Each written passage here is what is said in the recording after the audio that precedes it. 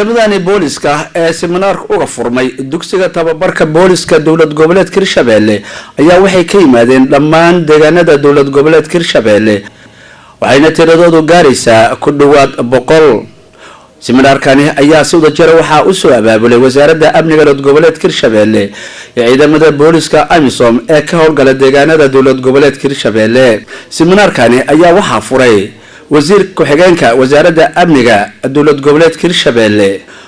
ugu horeyntii ayaa muhiimadda seminaarkani booliska iyo bulshada uu leeyahay waxa ka warbixiyay General Kenneth Kikomba oo ah isku duwaha ciidamada booliska qaybta dowlad goboleedka Hirshabelle. wasiir haddii bulshada iyo booliska ay wada shaqeyn ka dhaxayso waxaa la helayaa nabadgelyo. caalamka intiisa kale dhanba waa wada shaqeeyaan bulshada iyo booliska.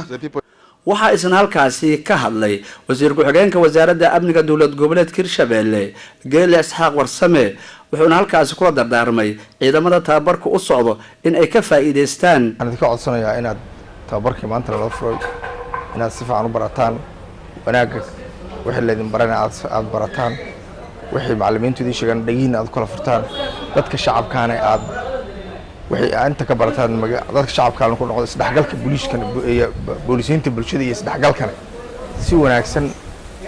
seminaarkaas aad u idin anfacaya seminaarkan aad u qaadataan.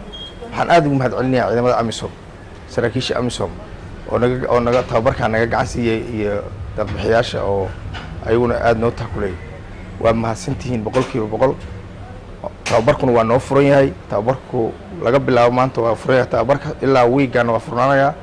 mas-uuliyiintani ugu dambeyntii waxay soo booqdeen ciidamada 200 tiradoodu gaarayso oo tababar uga socda dugsiga tababarka booliska dowlad goboleedka Hirshabelle iyadoo ciidamada halkaasi ay ku soo bandhigeen qaybo kamid ah tababarka ay qaateen.